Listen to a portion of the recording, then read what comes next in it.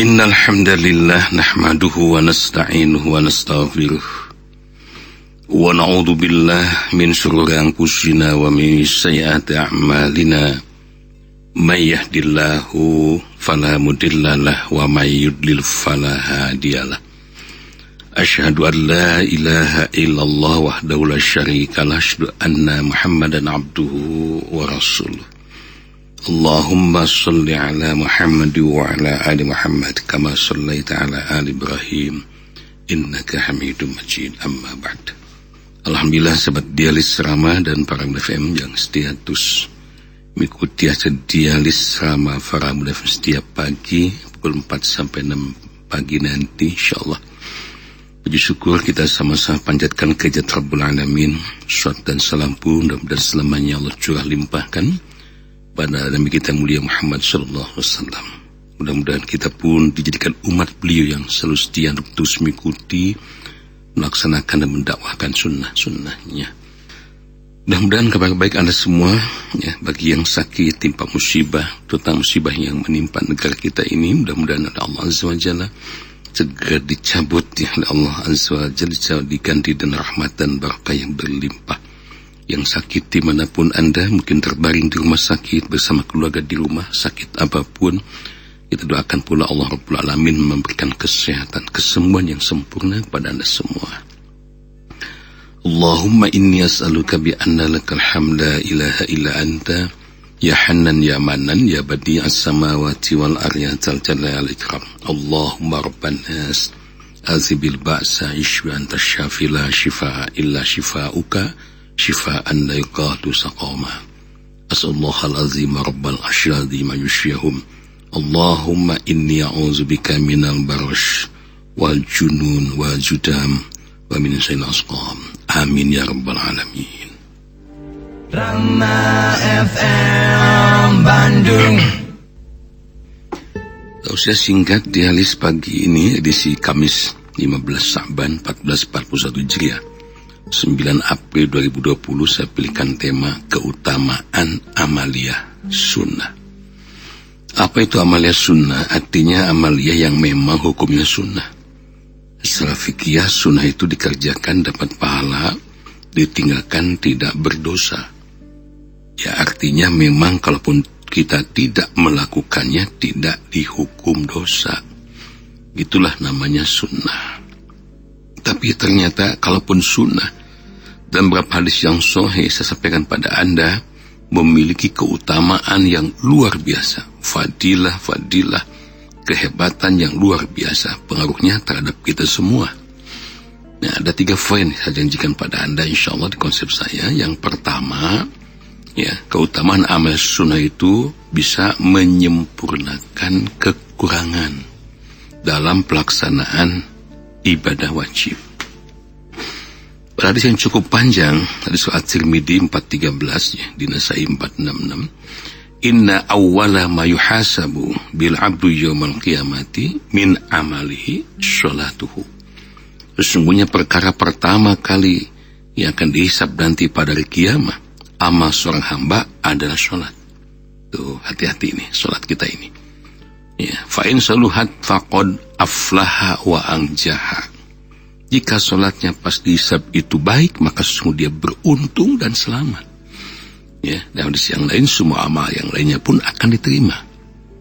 Namun sebaliknya, wa in pasadat faqad khaba wa khasir. Jika sholatnya buruk, maka sesungguhnya celaka dan rugi. Dalam hadis yang lain dikatakan amal yang lainnya pun akan dirusak. Nah, dan bagaimana perhitungan selanjutnya di kiamat ketika sholat kita itu seperti itu. Fa inin taqassa min faridatihi syai'. Jika terdapat suatu kekurangan pada sholat fardunya, qala Rabb Azza wa Jalla, Allah Azza wa Jalla akan berfirman, merintahkan pada para malaikat, unduru hal li abdi minta tawu'u, ya, minta tawu'i, maaf. Coba lihat oleh kalian, adakah hamba ini suka melakukan ibadah sunat? Nah, ini dia. Dilihat apakah suka tahiyatul masjid, mungkin dia suka rawatib, qobliyahnya, ba'diyahnya nggak ketinggalan, ya, mungkin suka witir, bangun malam tahajud. Nah, maka apa selanjutnya? Wa yukammala biha man taqassa minal faridati. Maka amalan-amal yang sunnah itu akan bisa menyempurnakan ibadah-ibadah wajib yang kurang. Summa yakunu sa'iru amalihi ala zalik. Demikian pula semua amal seperti itu. Kita tahu ada salat fardu, ada salat wajib, gitu kan? Ada saum fardu, ada saum sunnah. Nah, yang sunnah-sunnah ini nanti akan menyempurnakan. Wa yukammala biha ya man taqassa minal faridati. Akan menyempurnakan jikalau ibadah-ibadah fardu yang kita kerjakan itu ternyata banyak kekurangannya. Jelas ya? Yang pertama. Ya, yang kedua, utamaan sholat sunat atau amalia sunnah ini adalah akan mendatangkan kecintaan dari Allah Subhanahu wa Ta'ala kepada kita, sehingga Allah akan menjadi wali kekasihnya. Subhanallah. Ya, rujuk pada hadis Al-Bukhari hadis Sahih 6502. Inna Allah qala, Allah berfirman pada diskusi ini, man ada li waliyan ya faqad azantuhu bil harbi. Siapa saja yang memusuhi waliku, kata Allah, maka akan aku mengumumkan perang terhadapnya. Siapa wali sini? Bukan wali songo, bukan, nggak ada wali songo dalam Al-Quran. Dan waliullah itu mereka yang memang dicintai oleh Allah, mereka yang dikasihi oleh Allah Azza wa Jalla. Nah, siapa orang yang mengganggu, kata Allah, memusuhi waliku, itu hamba-hamba yang dicintai oleh Allah, maka faqad azantuhu bil harbi. Ya, kami akan mukul genderang perang terhadapnya. Tuh, saking dijaganya waliullah ini, orang-orang yang dicintai oleh Allah. Nah, siapakah waliullah ini yang selalu akan dijaga oleh Allah? Yakni wa ma taqarraba ilayya 'abdi bi syai'in habba ilayya mimma taratu alaih. Tidaklah hambaku ini mendekatkan diri kepadaku dan sesuatu yang lebih aku cintai dibandingkan amal ya, yang aku wajibkan kepadanya. Ya, artinya pertama, hamba Allah ini selalu eksis, selalu istiqomah. Apapun perintah Allah yang diwajibkan, dia kerjakan. Serpadu 5 waktu misalnya, tepat waktu, selalu berjamaah. Som Ramadan nggak dilewatkan, zakatul fitri, zakatul mal kita udah sampai nisabnya, ibadah haji kita sudah mampu melaksanakan, dan seterusnya. Semua ibadah yang fardu dia kerjakan. Plus, nah ini plusnya. Wa ma yajalu 'abdi yataqarrabu ilayya bin nawafil hatta ahibbahu.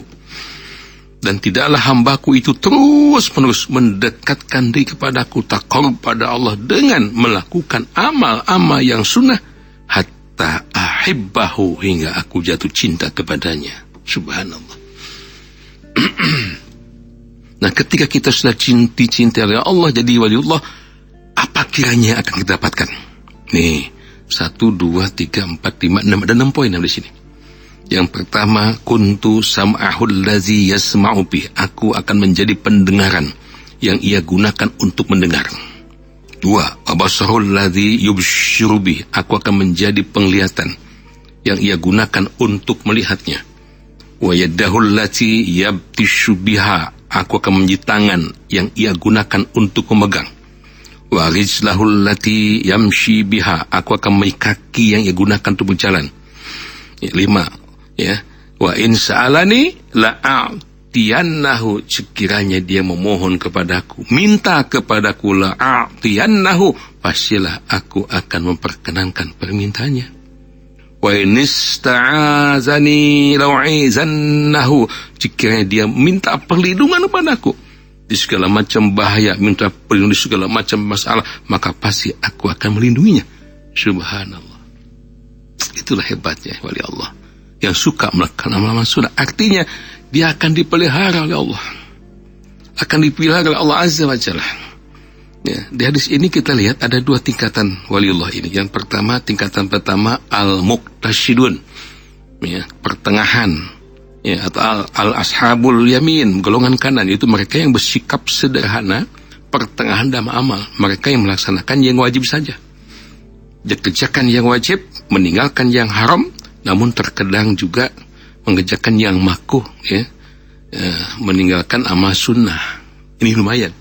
Yang bagus tingkatan kedua, as-sabiqunal muqarrabun, orang yang bersegera dalam kebaikan dan sangat dekat dengan Allah, al-muqarrabun. Jadi mereka tidak hanya yang wajib, meninggalkan yang haram, senantiasa dia berusaha mengerjakan yang sunnah, meninggalkan yang makruh. Inilah derajat yang paling tinggi, kemudian kita memenuhinya.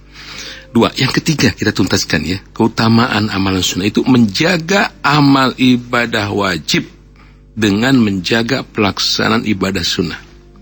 Artinya kalau yang sunnah aja kita rajin, ya, insya Allah yang wajib pasti kita pelihara, kan begitu. Kalau orang yang wajib aja udah diabaikan, dia berani menunggu waktu sholat fardu, misalnya duhur jam 3 baru wudu, asar jam 5:30. Ya, bagaimana dia mau mengerjakan yang sunnah? Yang wajib aja dia berani malaikat. Tapi sebaliknya, orang yang rajin melakukan ibadah sunnah dipastikan insya Allah yang fardu pun dia akan pelihara. Itu ada dari Bukhari 52, ya, 2051, Muslim 1599.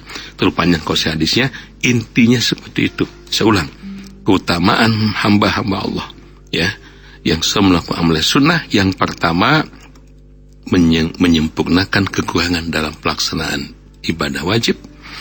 Yang kedua, mendatangkan kecintaan Allah kepada dirinya hingga Allah menjadi walinya, dikasih oleh Allah. Yang ketiga, menjaga amal ibadah wajib dengan menjaga pelaksanaan ibadah sunnah. Mudah-mudahan kita semua bisa melaksanakannya. Pelihara amalia sunat, maka Allah pasti akan melihat kita. Amin ya rabbal alamin. Amin ya rabbal alamin. Ya, demikian sahabat Jadi Serma Para Muda. Alhamdulillah, kembali di pagi hari ini kita telah bersama-sama menyimak tausiah singkat yang disampaikan oleh Bapak Ustaz Saipul Hidin. Mudah-mudahan ada hikmah dan manfaat untuk kita semua. Amin.